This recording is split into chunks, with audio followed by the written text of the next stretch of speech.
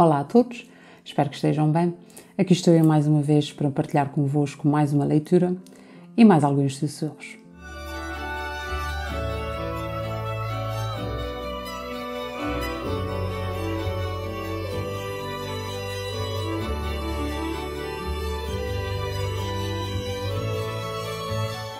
O meu nome é Malvina Sousa e hoje neste espaço, quando os livros sussurram, vou partilhar alguns excertos do livro Cortei as Tranças, de António Mota. Antes de começar, queria, como habitualmente, pedir-vos para subscreverem o canal e partilharem os nossos sussurros para que esses possam chegar a mais pessoas. Cortei as tranças. Depois de ter tratado da papelada para ir frequentar o 7º ano, aconteceu o acidente. Foi em agosto, numa tarde de muito calor. Eu tinha acabado de tomar mais um duche e olhava devagarinho para o meu corpo refletido no espelho embaciado. E sorria. Estava a ficar mulher. Nesse dia, minha mãe tinha saído de casa de madrugada. Ia levar à fábrica de confecções um saco enorme completamente cheio de roupas de bebê que ela fazia na máquina de tricotar. Mas dizia eu que, nessa tarde de agosto, a minha vida, sem eu querer, mudou de repente. Eu vi passos apressados a subir as velhas escadas que os bichos da madeira roem devagarinho toda a noite e todo o dia, pouco se importando com as brilhantes camadas de cera que ali se aplicavam semanalmente. Estranhei. Àquela hora do dia, só eu e o Julinho costumávamos estar em casa. Continuaram os passos apressados na sala, depois no corredor.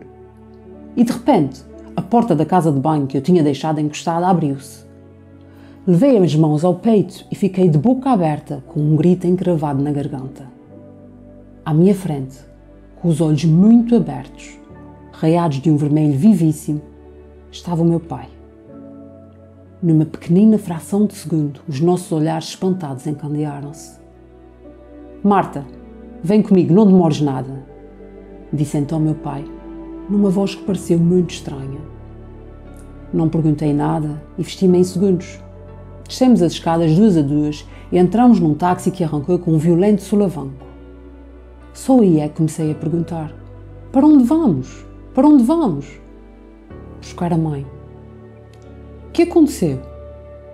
Meu pai não disse nada e apertou-me as mãos com muita força. A corrida louca do táxi tornou-se de repente interminável e mais lenta que o andar de um caracol. Pouco depois de termos chegado ao hospital, eu fiquei a saber do caminhão carregadíssimo, dos travões que falharam, do atropelamento rápido, assim como quem esborracha um mosquito. E de repente, o grito que horas antes eu tinha sufocado soltou-se, carregado de revolta, magoado, devagar, muito devagarinho. Todas as formas começaram a diluir-se à minha frente. As palavras dos outros iam-se reduzindo a sussurros, cada vez mais tenues. Muito leve, meu corpo parecia querer transformar-se em pássaro, pronto a voar para muito longe. Neste primeiro excerto que vos li, é-nos apresentado logo no início o acontecimento que dará lugar ao desenrolar da ação, quando ficamos a saber que aconteceu o acidente. Acontecimento este que condicionará muito do que se passará a seguir na vida das pessoas desta família. E ficamos a saber isto não só por este ser referido aqui desta forma, como também pelo uso do determinante artigo definido "o", que revela que se trata de um acidente em concreto, que marcou as pessoas e não de um acidente qualquer. Para além disso, importa destacar que esta frase nos deixa mais interessados em saber o que se passará e de que acidente se trata, mas só mais à frente é que esta informação nos é dada, já que a narradora informa deste acidente e depois recua no tempo para explicar como tudo se passou. É também logo no início que nos são dadas algumas informações acerca das diferentes categorias da narrativa. Por um lado, já fiz referência à ação, ou seja, à história que será desenvolvida depois, mas aqui também temos a narradora, a entidade que conta o que se passa e que ficamos a saber. Não só é participante, como se comprova através do uso da primeira pessoa, seja em pronomes pessoais como eu, determinantes possessivos como o meu ou a minha, ou formas verbais, como eu vi e estranhei, entre outros. Mas também ficamos a saber que esta é feminina, quando diz que estava a ficar uma mulher e se prepara para frequentar o 7º ano de escolaridade. Assim, a nossa narradora é também personagem no texto e, como se pode verificar, tratar-se-á da personagem principal. Para além dessa nossa personagem, temos outras, como o Julinho, que é o irmão mais novo de Marta e que costuma estar em casa com ela àquela hora, assim como o pai, que entretanto chega. Para além destas categorias da narrativa, temos também as respeitantes ao espaço e ao tempo, com as marcas temporais presentes na frase "foi em agosto, numa tarde de muito calor", e as referências espaciais relativamente à casa, com especificação do local no qual a narradora se encontra, ou seja, a casa de banho. Ora, a nossa narradora faz questão de reforçar que naquela tarde de agosto a sua vida mudou, sem que ela o quisesse e estivesse à espera. Foi de repente. Estava em casa e ouviu passos apressados que ela estranhou a subir as velhas escadas. De notar aqui o uso das hipérboles utilizadas por ela, quando refere que os bichos de madeira roíam as escadas toda a noite e todo o dia. E quando fala das milhentas camadas de cera aplicadas nas mesmas e ignoradas pelos referidos bichinhos.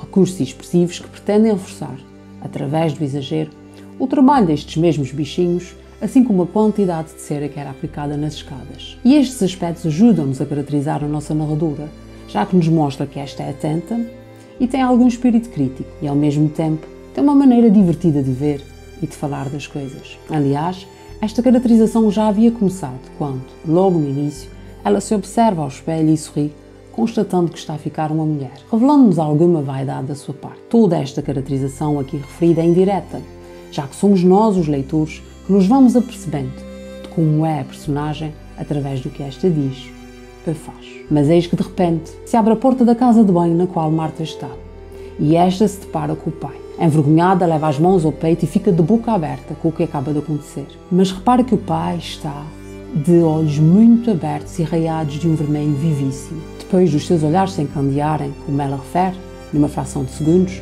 o pai pede-lhe que vá com ele e que não demore nada, e fala com uma voz muito estranha. Ora, esse comportamento do pai, desde o entrar na casa de banho até à descrição que é feita dos seus olhos, destacando-se aqui o uso do grau superlativo absoluto sintético usado no adjetivo vivo, fica vivíssimo, e da sua voz, indiciam e reforçam que algo de grave aconteceu, o que ela percebe. Daí que, sem perguntar nada, obedeça e se vista em segundos. Já no táxi, Marta pergunta ao pai o que se passa e para onde vão. E a resposta deste, ou seja, o seu silêncio e o fato de ele lhe apertar as mãos, dão seguimento ao comportamento anterior do pai e reforçam ainda mais a ideia de que algo grave aconteceu. De seguida, são-nos oferecidas algumas frases que mexem por dentro.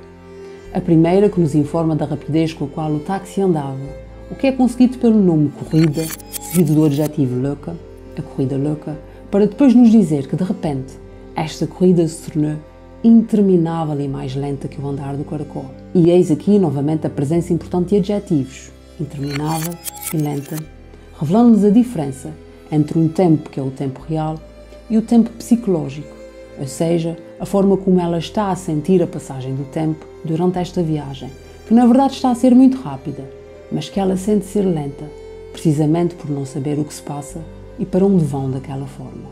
De salientar ainda nesta frase alguns recursos expressivos, como a hipérbole, o exagero, conseguido com o adjetivo interminável, a comparação ao referir que a corrida é mais lenta que o andar de um caracol. Para além disso, podemos também afirmar que há aqui uma espécie de antítese nesta frase, quando se apresenta, por um lado, a ideia da corrida louca e logo depois o seu oposto, com a referência ao caracol. Também a frase seguinte se revela muito, muito forte, pelo que sugere e pela enumeração e comparação utilizadas. Porque depois de termos chegado ao hospital, eu fiquei a saber do caminhão carregadíssimo, dos travões que falharam, do atropelamento rápido, assim como quem esborracha um mosquito. Eis aqui descrito o acidente, o tal, de que ela falara no início. E nesta frase temos diferentes intenções. Por um lado, a enumeração informa do que aconteceu, reforça a forma rápida como tudo se deu e como, de repente, tudo muda, tudo acaba. O que, através, novamente, do uso do grau superlativo absoluto sintético, carregadíssimo, vai reforçar a violência do acidente, o que se agrava com a comparação, assim como quem esborracha um mosquito. Estas frases e estes recursos não só nos sugerem a morte da mãe de Marta, como o modo violento como esta aconteceu, ainda mais reforçado pela forma verbal esborracha, que sugere mesmo muita violência e é muito intensa. Ao saber o que se passou, o grito de susto que Marta prendera na garganta quando o pai entrara, derrompante, na casa de banho, saiu e deu lugar a um outro, agora de mágoa, revolta, zanga, desespero por aquilo que acontecera à mãe. O parágrafo seguinte, no qual se diz que as formas se vão diluindo devagar e as palavras se iam reduzindo a sussurros, sugere que Marta acaba por desmaiar devido ao que lhe foi dado a saber. Dias depois do funeral fui à cabeleireira e pedi que me cortasse as tranças. Com o cabelo muito curto, fiquei a parecer mais velha. E desatei a comer. Devorava tudo e a qualquer hora do dia. E o resultado viu-se. Deixei de poder usar a roupa que tinha. Veio o tempo das aulas e eu não apareci. Não tinha vontade nenhuma de continuar, apesar das insistências do meu pai e da tia Zulmira. Li-vos esta parte apenas para destacar aqui dois aspectos. Um destes, o fato de Marta ter cortado as tranças, que aliás é o título do livro, e isso acontece porque era a mãe quem lhe costumava fazer estas tranças. Pelo que aqui, este é um ato simbólico e que nos remete para o fato de ela ter perdido a mãe. Logo, as tranças têm que desaparecer, pois já não fazem sentido.